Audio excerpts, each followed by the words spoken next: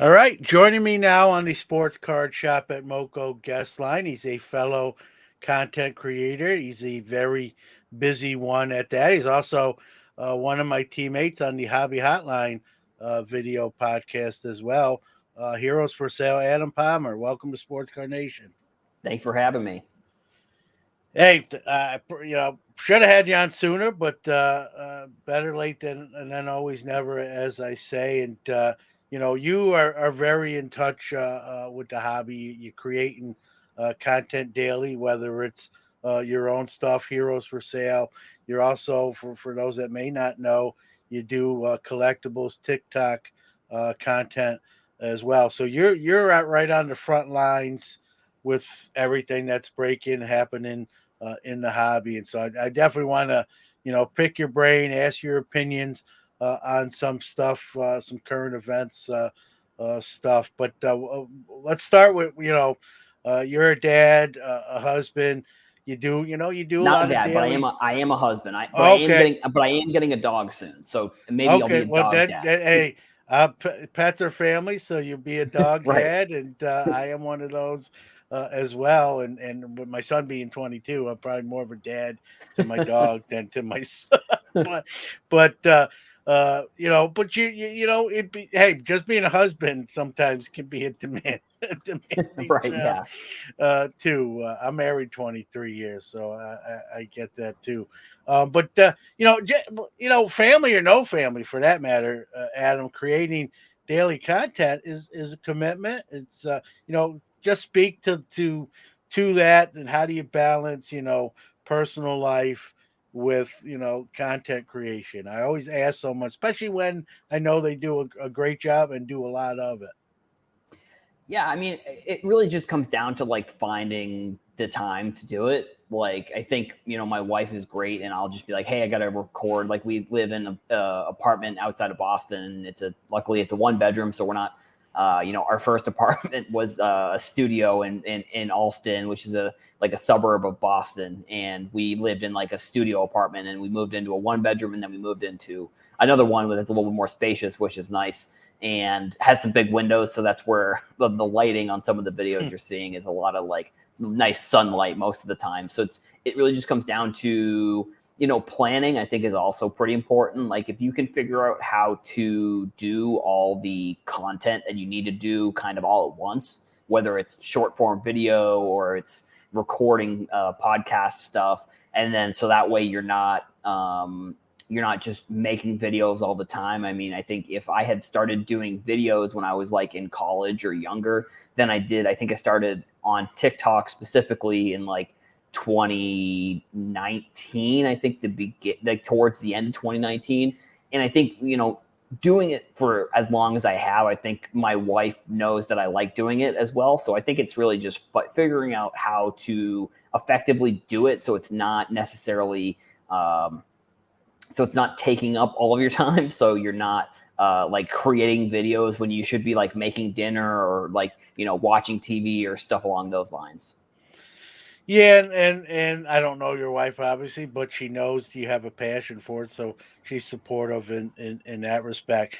Same here, my wife couldn't tell you, anything about cards, but she knows it's something I've done for a long time. She's know the content creation stuff I've done for some years now, and she just supports it without knowing really what it is. She just knows Right.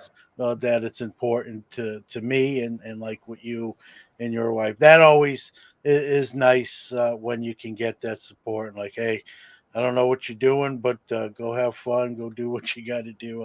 I'll see you later. Here, what I have to do here, Adam, we have a whiteboard in the kitchen with it's a calendar, Ah, and yes. anything content creation wise, I just have to put the times, and like I won't be available. Hey, nine Right. o'clock, Yeah. talking with so and so, and that sort of thing. Just so she knows, and ahead of time, like, hey, at this time he's going to be doing that, and never get any pushback. Just as long as where you get in trouble is like, oh, late in 2 hours I got to do this, and like, Yeah, right. Oh, well, that's we're supposed to go to dinner or something along those lines. Like, yeah, as long as like beforehand or at least earlier in the day, you're like, hey, I'm going to be doing this thing. Or, I mean, when it comes to like the content creation, it's more just kind of that doesn't take as long as like a podcast or something along those lines. So it's like just finding the time where like I'm not like stopping us from doing something by creating content. So it's kind of stuff like that. You gotta make sure you're planning ahead for.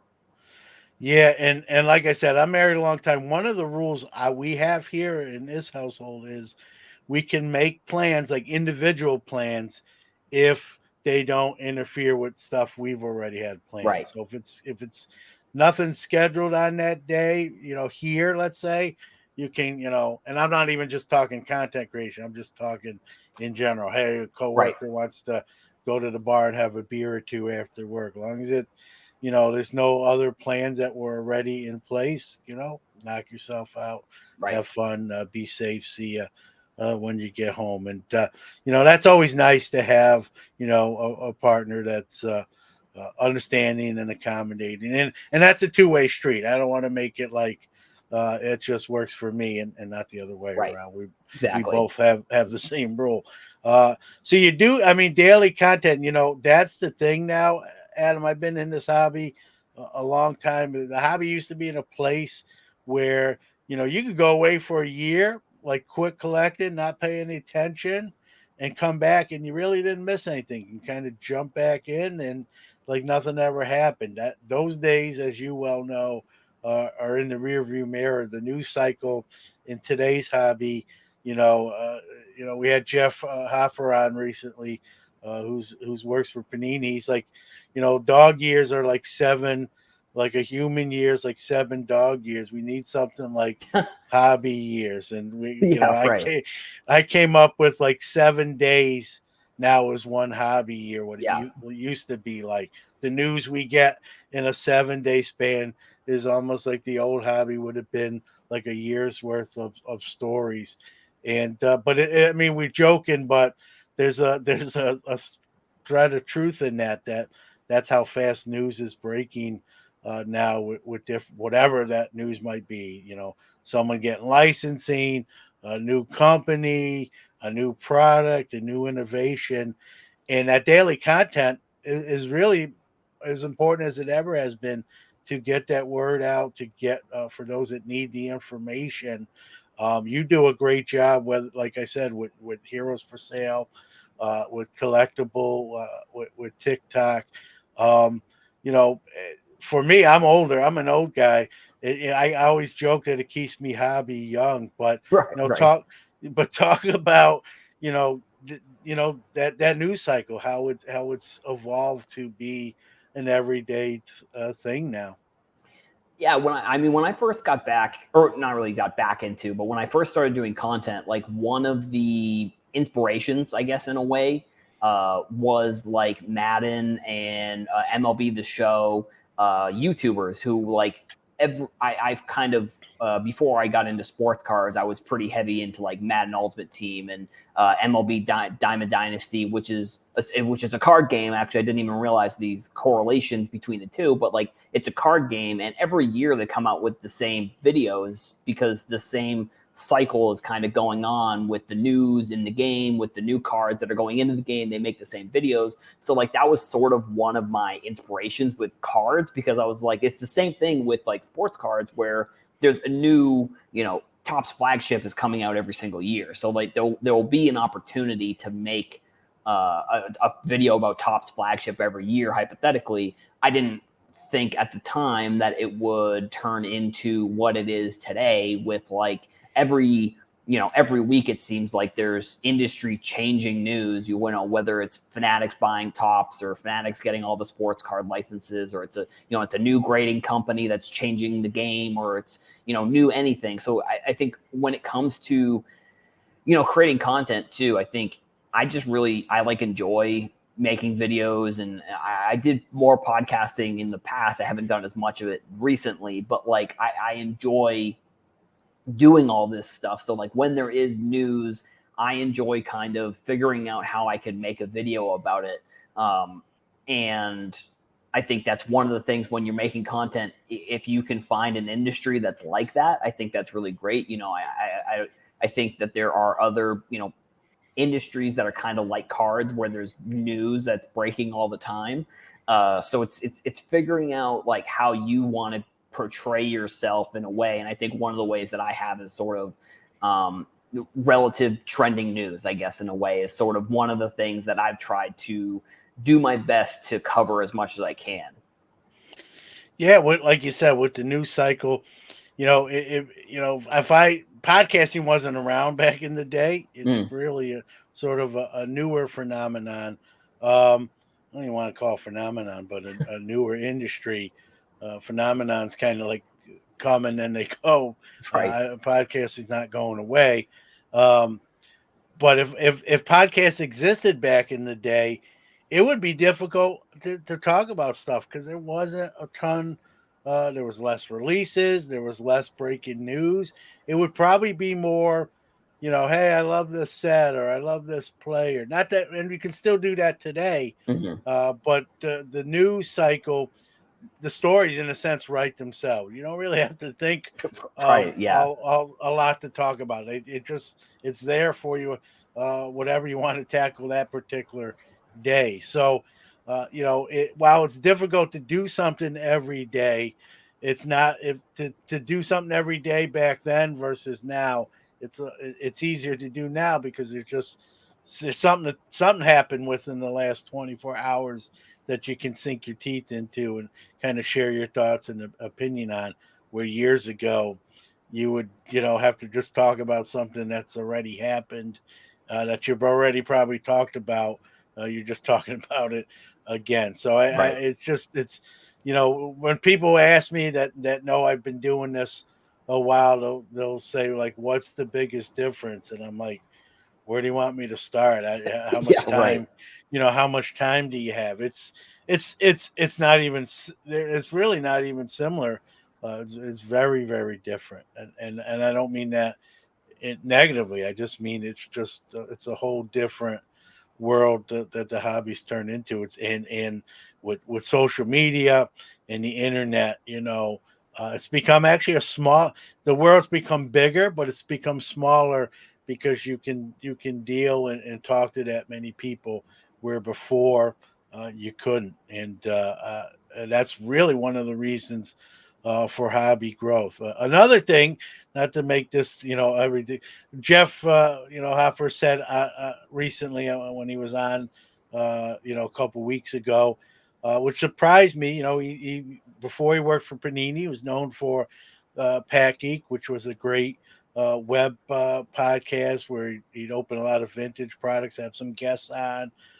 Did a great job with that.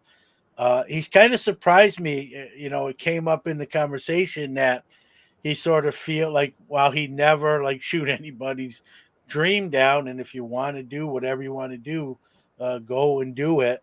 But he just feels like there's just an oversaturation of hobby content. Whether it's one thing that came up was people filming on like the show floors, just kind of Right. Like the meme, walking. the Spider-Man meme. Yeah, just kind of walking around like videoing, the goings on at the show or videoing every transaction they make. Which not my thing. I've been a dealer since I've been 15 years old. So I've done a lot of shows. I've been to a lot of shows as not a dealer, just as a consumer. So I've seen and been part of many transactions. I just don't they don't do nothing to see it on video. I've kind of lived. It's like kind of when you've lived them. Now, I'm not talking about some of the deals you're seeing on these shows are 40, 50,000, if not more, like for one card. And I get that doesn't happen all the time, and to document it's kind of cool. But when I'm talking about sort of the mundane, everyday kind of transaction that most people are accustomed to, just walking around the show. I know the first time I went to the National, believe it or not, for as long as I've been in the hobby, was 2019, and I was just shocked at how many cameras were all over the place. I joked, on the show that I felt like they were filming movies, and I was like crashing scenes every corner I turn. Like, hey, like you can photo bomb people when they're taking a photo. I was like video bombing stuff, not on purpose, just being funny. But it was like everywhere you turn, there was someone filming something, and for me, I don't want to be a content creator who kind of knocks content, but it's just sometimes it's just can be a little overwhelming. Do we have to film every little nook and cranny of it? Again, it's a national, so I get that. I'll give that maybe a little pass than maybe a regional or a local show where do we have to do that much filming? But and I know there's been a couple shows, Adam, that actually have banned like cameras. Like, hey, we're not allowing Mm. any filming, not because we're trying to be meanies, but we just want for the people coming to the show, we want them to have a pretty unobstructed kind of experience buying, selling, and trading without having to worry. There's been even a couple instances where people have been like were caught. I don't want to say caught, but they were involved being videoed, not doing anything bad, but just hey, I don't want to be videoed. I don't Right, want right. that part of my life, shown to everybody else like that. So, do you think? I mean, you think there's an oversaturation? I mean, as someone who does it yourself, and you know, do you think there's too much? It's actually funny that you mentioned the 2019 national, because that's where I recorded my first like video. Like I remember sitting in a chair being like, "What's up, everybody? I'm here at the National," and it's like it was so it was like I think it was my first sports card video that I posted on Instagram like back in 2019. So it was it's so interesting to like look back and be like how I guess I was uncomfortable because I was like I look back on it and I'm like, what's wrong with me? Like what, like just you're on camera, dude. It's fine. But I think also kind of the thing with a lot of content creation is like I think it's one of the things that you said. Like we have become like the world is so big, but the internet has made things so small. So it's like we are so in tune with everything that's going on in sports cards that like content, being aware of all the content that's going on is inevitable, just because we're trying to follow everything on Twitter and Instagram and YouTube or TikTok or wherever. So I think what ends up happening is that like we also, because it's I think what ends up happening too is like a lot of the people that are making videos and all that kind of stuff, like they sort of maybe they either just started or they recently started. So like we were following them previously without them making videos, and now that a lot of more people are making videos, that could be, I think, a scenario where we just don't even realize that like there's a lot of content. But I also think that when it comes to how much content there could be, like compared to other industries like sports betting or daily fantasy, like think about all the content in those industries. And I think our industry is kind of in the same sort of category when it comes to what could be the potential for doing content. And I mean, I think there's also another group of people that make content in the hobby. And first of all, I'll say this: like, I commend anybody who's willing to make content, because it's hard. Like, it's not Yeah, an easy thing to do. But I do think that there could potentially be people that are making sports card content that in 2018 they were making Bitcoin content, and then in 2016 they were making like cannabis content, and then they've also made real estate content. And it's like they're not necessarily as into sports cards as everybody else is. They're into making trending content about trending topics. So like I think it's a kind of a combination of everything. Like I think we're very aware of everyone making content in the hobby. So it's like we might think that there is a lot of it, but in the grand scheme of things, our industry is still we're also moving into an era where the amount of information about sports cards is becoming a lot easier to access.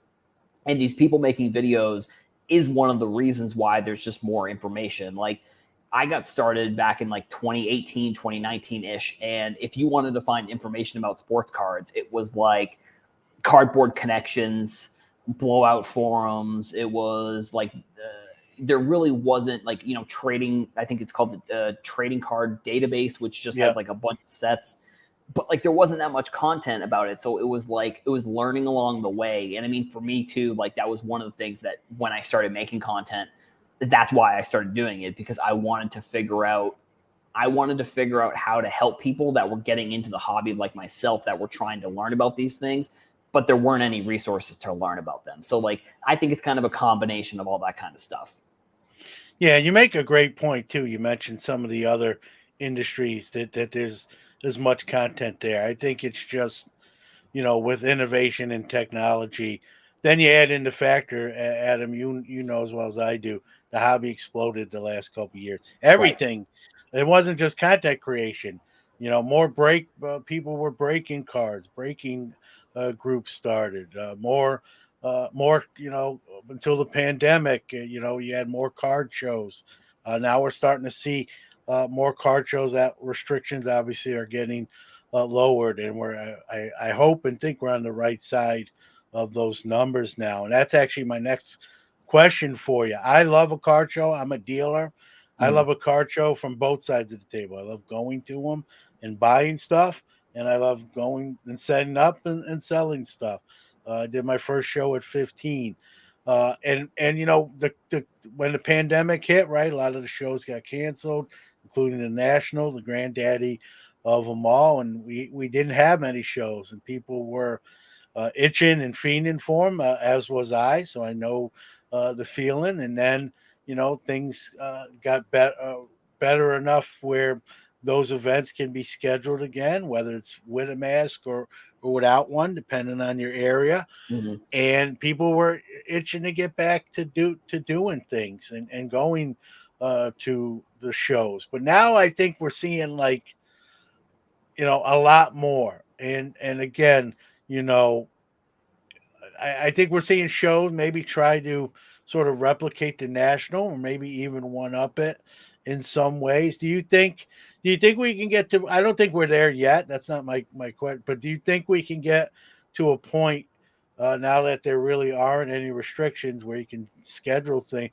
You think we'll get to a point where there might be, we're talking about content creation, oversaturation, and oversaturation of shows where there's just too many, and sort of the bloom comes off the rose, if you will. Mhm. That is, there's just too many going on in too many areas at the same time, and it'll dilute sort of what we're used to. Do you think there's any threat of that, or not necessarily? I mean, I think sports cards is a very unique type of industry where the whole industry is sort of fueled by people buying and selling cards, and I mean, making content and networking in a way at some of these shows. Because I kind of look at it also, like look at like a South by Southwest or like a PAX East and these kind of Yeah. other industries, and like they have like a few big shows every year, and there aren't as many smaller shows, but I think like the smaller shows are good for people who, maybe they want to get into cards, but they don't exactly know how, and they want to maybe buy some cards, but like they don't want to buy from eBay, and so they know how to use eBay, so they can go to the local shows. And I mean, I think because I think one of the things about these shows too is the shows as well is that they are just as much shows for buying and selling, and as they are shows for going and seeing your friends. Like I Yeah. think that that's important, and I think as things are kind of opening back up again, which I think is really great, I think it's going to be good for these newer shows. And I mean, I sort of have a theory that like the national or whoever kind of wants to run these big shows, they're going to potentially do they're going to almost franchise the branding of the national, or maybe not the national itself, but like a company will franchise its branding to become like the go-to show. And they'll be like, maybe every 3 or 4 months, there'll be like a show in a certain area where it's like, you know, if you're going to travel to go to the show, and maybe there'll be some sort of kinds of networking events and all that kind of stuff. So I kind of look at it that way. And I think the shows are, like I said, just as much a opportunity to buy and sell cards as they are to go and see the people that you either have met online or that you know in person and you're going to see them again. So I think it's kind of a combination of all that. I agree, and there's been talk, and even the local shows. I'm talking the smaller ones you mentioned, like you said, maybe someone who's sort of new or just getting started in their hobby career. We forget. I'll use the national example. You hit the nail right on the head. I mean, as much as it is about the cards, it's about meeting people, whether it's for the first time or, like you said, seeing them again. But not everyone. While me and you will most likely be at all or most of the nationals, there are people just for whether it be financial reasons, other exterior circumstances, can't get to the national, and so Right. it's nice if they have a local card show so they can still get a card show experience, even if it's not the national. So I think it's important. We're seeing, it's funny this year, I've noticed we're seeing card shows in smaller cities that have never had them before. And I just think that just speaks volumes to how where the hobby's at, how big of an expansion it's going through. And I don't think that's bad. I think that more people. I'm glad I live in an area where I can get to a local card show or set up at it as I do. But there are certain areas where people don't have that luxury, if you will, and or can't always go to the big show. There's been talk, Adam. I'm sure you've heard of it about it. Having like two nationals during the one year instead Mhm. of just one. When I first heard that, my first response is, sometimes, you hate when someone overdoes something. It's like, the old saying, jumping the shark, right? It Right. kind of takes the luster off a great event. I'm not, not that it's my decision. I'm not opposed to having two nationals, but if they're going to do that, excuse me, if they're going to do that, what I'd like to see them do is then have them not have them in the same city twice in a year, but have one West Coast, East Coast.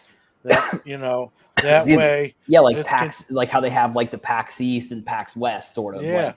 Sorry, it's like I think it's like a video game conference. So I think it's important that they have, maybe it's not the national at a bunch of different locations within a year, but maybe it's like the national, but then like the same, company maybe that runs the national, they start branding their show some other way, and then they do some smaller shows, whether it's on the West Coast or it's or maybe they somehow they buy the company that runs the Dallas show, and then that becomes sort of maybe whatever the sub brand of the national is. Or if it's it could be Culture Collision in Atlanta, maybe they start expanding to other places in the United States. I think it's a great opportunity. I think our industry is, I think it's still growing, even though we've seen it plateau a little bit over the past year or so. But I still think we're in a beginning stages. Like, this is how I compare it. I compare it kind of like when fantasy football and fantasy baseball went from like just pen and paper to online. That's sort of how I view where the hobby was at like last year. So in the infancy of the industry becoming more online itself. So I think that more shows. I don't necessarily go to a lot of shows. Like, I could try and go to the national every year. I went to the show that was in Boston. I've been to that one a couple times. And I have never been down to the Dallas show, but I think, there are people that want to go to these shows and they want to interact with the people and all that kind of stuff. So I think it's from that standpoint, I think it would be a good thing. Yeah, and that's my thing too. I'm not opposed to two nationals kind of base here, sticking to sort of what I've heard through the grapevine. Mm-hmm. But if you're going to do that, I'd like to see them in two separate locations. Right. We're East Coast guys, so like the Atlantic City that we got coming up here at the end of July. I don't want to speak for you, but I think it's a lot easier for us to get there than, let's say, if it was in Anaheim, California. Right. But if even if it was in Anaheim, California, as someone who's never been to California yet, maybe I take that opportunity. Hey, you know what? I'm going to do both of these if they do Yeah. 2 nationals. I'm gonna go to Atlantic City in July, and then in October, when it's getting colder here, as you very well know, I'm gonna go out to California for a week and enjoy that national, if that's what they ever went to 2 nationals. But you make a great point. Some of these other shows, Culture Collision, the Dallas Card Show, which has become a huge thing. I went to that once. It's some of these, if we want to call them super regional Hmm. shows. Um, they're individually owned, so I don't know how that would work, but maybe the national could partner with them. I don't think the national, the board, could buy them. I don't think they're for sale, Right, but right. maybe they could work with the owners, promoters, and say, listen, it's still your show, but national has a lot of pull, a lot of clout. We can, work together, if you will, and make your already great show even better, and sort of a kind of join forces, if you will, Yeah, and sort of make. I also think in the reverse as well. Like I think you're seeing a lot of stuff at Dallas and at the Culture Collision that you're not seeing at the National. So I think it would be I think it would be mutually beneficial if all the regional shows, like the people who are running the regional shows, all work together to make sure these shows are branded in a way that like makes the hobby look good, if that makes sense. Like and helps people who like myself. Like when I went to the national, I focused a lot on like networking and making videos, and not as much buying and selling because like when I walked in, I saw a bunch of 12-year-olds with like Patrick Mahomes RPAs, and I'm like, okay, there's no way I don't have those type of funds, so I'm just gonna make videos. Like that's what I'll do when I'm here. So Yeah. I think there's kind of a combination that you could do there where everybody could kind of work together to make these shows as maybe as big of the national, but like also help the national become maybe even bigger than we could even expect. Yeah, because it would be promoting that event to come, and Mhm. vice versa. Right. I think anytime you kind of cross promote, cross pollinate, if you will, I think things grow even potentially bigger. And Totally. then you got the Sports Card Expo in Canada, which it was traditionally in Toronto. That's now expanded to Edmonton. So it's not just here in the states; it's even in Canada, where the Sports Card Expo is now in two locations where it used to be one. And I went to one of those a couple years ago before the pandemic in Toronto. Hung out with Eric Norton for 3-4 days, and that was how I would describe it. It's the Canadian National Yeah. and Steve Menzie, who owns that show. When I told him that's what I looked at it as, he took that as a compliment. He said, "Thanks, John. That's a heck of a compliment because the national is a great show, and so if we're the Canadian version, I'll gladly wear that hat and put it on, and even if they can work together even there, or maybe even other countries that we don't even have borders with, Mm. we can get in Europe. We both know that's a growing hobby area, whether it be F1 or soccer, or even the mainstream sports we have here that they've gotten into, specifically, as you well know, basketball. And so to have maybe even, a national overseas. Now, I don't know if I'll get to that one. I do have a passport, but Right. you can't go everywhere every year. But maybe one year I'll say, hey, you know what? I've never been to that country. They're having the European national, if you want to call it that, or whatever, depending on what country it is, and make sort of a vacation out of it, and a card show trip, and a content creation trip out of it. And who knows? Maybe there's gears already turning in those in the works for that, but. I'm all for it, right? You look at Disney World, right? At first, it started in Florida, and then it went to Disneyland in California. And now we have Disney Worlds in Paris, Tokyo. I'm probably forgetting one, but Shanghai. uh, Yeah. I mean, it's yeah. global. So, Yeah. and so maybe that's what we could see.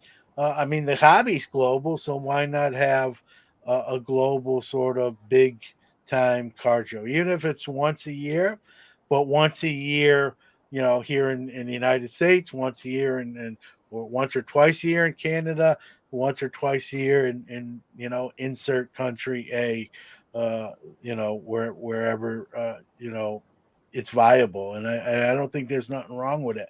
I mean, if I live in Italy or Great Britain, that's a trip even to come to Atlantic City or Right. Chicago. Now, people did make the trip. There were people at the last Chicago show. I met them from England and Italy, but that's a if they had one closer to them, you could get more of those populations to attend a show like that and be more entrenched in the hobby. So I'm all for that. The hobby already is a worldwide, phenomenon, or I keep using phenomenon, but a worldwide industry. Right. And, why not, have everyone have an opportunity to attend a great event. And I'm sure a lot of the companies, right, whether it be Fanatics, Last Tops, Panini, Upper Deck, would love to go over there and have people come to their booth and do that sort of thing. We see Tops this year with their baseball card day. It used to be National Baseball Card Day.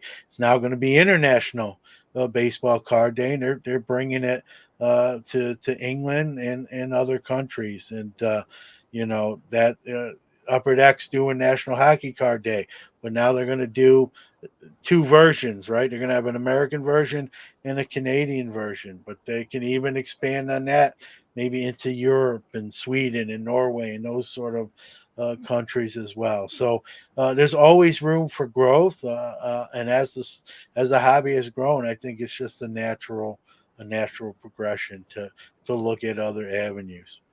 Yeah, totally. I think I'm excited to see where, 5, 10 years from now, where we're going to be. Yeah, it's going to be interesting, that's for sure. As far as all the news that's been made recently, this is, I always tell people it's still sort of the early middle innings if this comparing it to Right. a 9 inning baseball game. We got a lot of game left here. So all right. So I don't ask this question uh every week to whoever the guest is. I kind of pull it out every once in a while, Adam, and you're going to get it this week. I call it the hobby magic wand, right? I hand it to you. You can wave it and make one wish. Hobby only, hobby related only. Can't ask for $10 million. That's probably Right. what Right. I. Yeah. But hobby related only. Something you want to see maybe more of, or for the first time, or something you'd like to get rid of. Whatever way you want to use it, it's in your possession. I hand it to you. I use my one wish. You get one. What are you gonna say? Hmm. I think, I just wish that, and maybe it's a little bit selfish, but I just wish that everyone would like the hobby as much as maybe I do, I guess, in a way. Like, I feel like there are times where with it feels like with a lot of pieces of news, there's a lot of negativity that comes with the pieces of news, and it's not necessarily always the same people. Like, it's always different, and it may just be like they don't like their thing. I just wish that maybe, you know what it is. I think I wish that positivity in the hobby was a little bit louder than negativity. If I Yep. could somehow wave the magic wand and make, the people that I think are extremely positive in the hobby and do great content, I wish that sometimes that they would get a little bit more shine than, maybe sometimes the negative stuff I feel like comes across my timeline a lot more than like stories about positive things. So if I could do that, I would say that I wish that, we all could be a little bit more positive. And I mean, I definitely fall into a boat where, I want things to be a certain way because of the experiences that I've had. So I just think that my choice is that I wish I could make positivity in the hobby louder. Yeah, amplify the good and sort of drown out the bad. I agree. It's a good way to use that wand if it was real, and but it's like someone asked me, Adam. Why do piggybacking off what you said? Someone's asked me before, why do people seem to flock or want to talk or like focus on those negative things when they happen, and I don't think there's one thing I can say that would answer that question solely. I think it's like when you're driving, right, and there's a bad accident, right, and people ahead of you like literally slow down to Mm, look, right. right, It's that train wreck kind of. I call it the train wreck folks. You're not can't do nothing, but you got to see. Can I see what Is right, someone killed? Is someone hurt bad? Um, just that morbid curiosity, if you will. And I think we all have at least some level of it. I just think right, some have more than others. I have it because of content creation. I have to talk about it. I have to be able to right, right. Yeah, hopefully answer someone's question or give my opinion on it. But then I think there's an unhealthy level where people get like just caught in the tornado, and they're just like tunnel vision with it, and that's all they want to like focus on and talk about. But like you said, is 99% of the hobbies that positive stuff. right. Yeah, 1% is that bad stuff. But while it's 99 to 1, it feels like it's not that big of a discrepancy because of how much that 1% really gets focused on. It feels like the number's higher than the actual 1%. It is. And so, yeah, I hear you. Sometimes, I used to do a lot more like, what do you call it, Twitter surfing and reading stuff, and it's that bad stuff that like everyone, like I do a lot less of that just yeah, because like you do that for a couple hours and you don't learn anything new, and you're like, right. I Yeah, can't get that time back. It's same. gone. I definitely fall into that boat where I try and not use Twitter as much because like it's just I go to Twitter to find information and then I end up just like leaving the platform like more like depressed because I'm like, why is that like that? Why is this Yeah, thing the way it is yeah, and these other things aren't? And I also think that 9 times out of 10, the the people leaving a negative, maybe a comment on your YouTube video or your TikTok or your Instagram, you're going to run into those people a lot more than you will people who would leave a positive comment, because the people who are leaving positive comments, they have things that they're doing that are more important maybe necessarily than leaving a comment. Like they're probably in the same sort of boat as people like us where they're making content, so like they're not necessarily focused on other people's content, like they're focused on their own stuff. So like the people who aren't focused on something that they like, they're going to be focused on something that they don't like, and then they're going to leave maybe, and they see something that kind of is in the same conversation that they don't like, they'll probably be leaving a comment that's a little bit more negative. But like the people who are leaving, or the people who would hypothetically leave a positive comment, just don't comment because they've got other stuff that they're doing, I guess.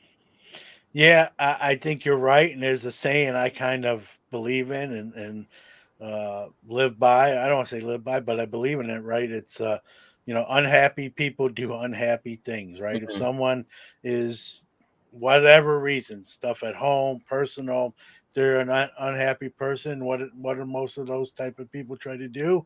Make other people miserable, whether that's like Right. you said, Yeah. Yeah. leaving a comment, or saying something bad about you, or whatever. Misery loves company, another old cliche, but I think old cliches exist because a lot of times they ring Sometimes they're they true. ring Yeah. true. And so I think misery loves company. Unhappy people do unhappy things, and I try to steer clear of them. I'm not going to say I do it 100% of the time, but Right. I Same. try to for the most part. Sometimes it hits you square in the face even when you're not looking for it, and nothing you can do about it. But I just don't go down those rabbit holes, as they say, anymore, and lose 2-3 hours worth of productivity Right. and just reading the same thing over and over again. And if you can do that, it's just it's better off for your psyche and your mindset than the it's sometimes if you read certain stuff, and not just Twitter. I don't want to just pick on Twitter. You know that it could be Instagram, it could be anywhere else.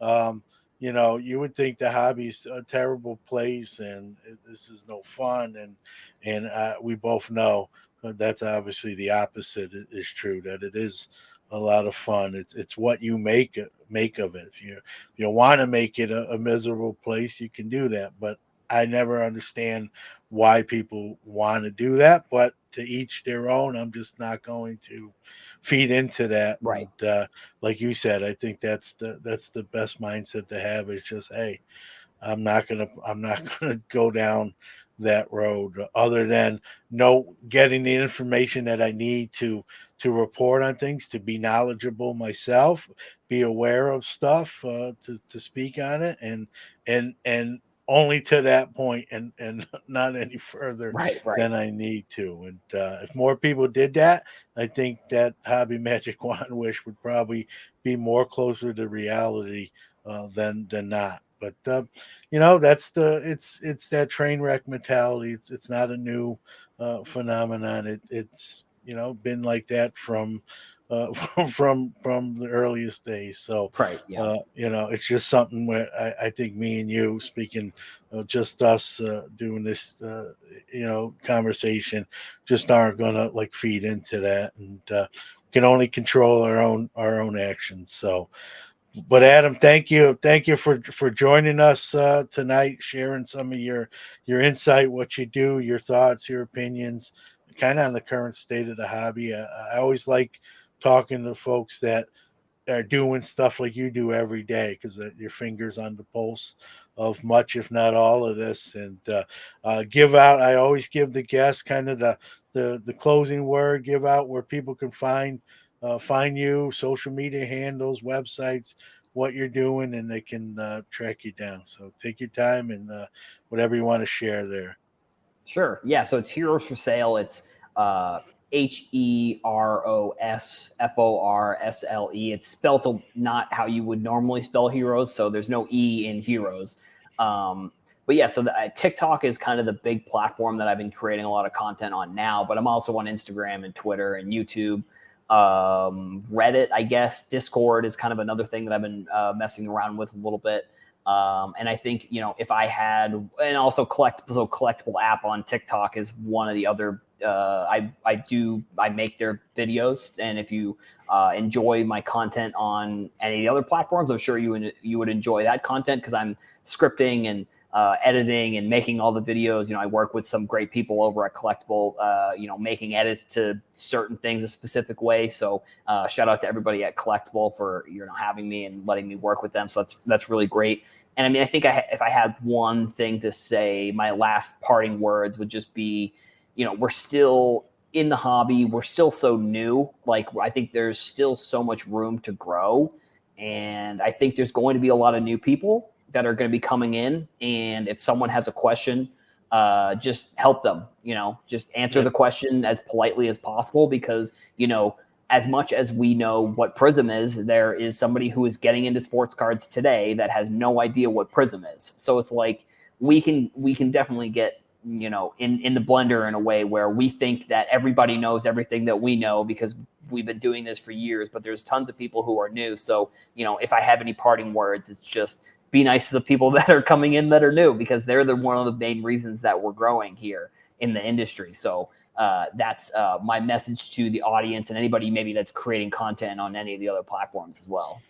Yeah, well said. I agree 100%.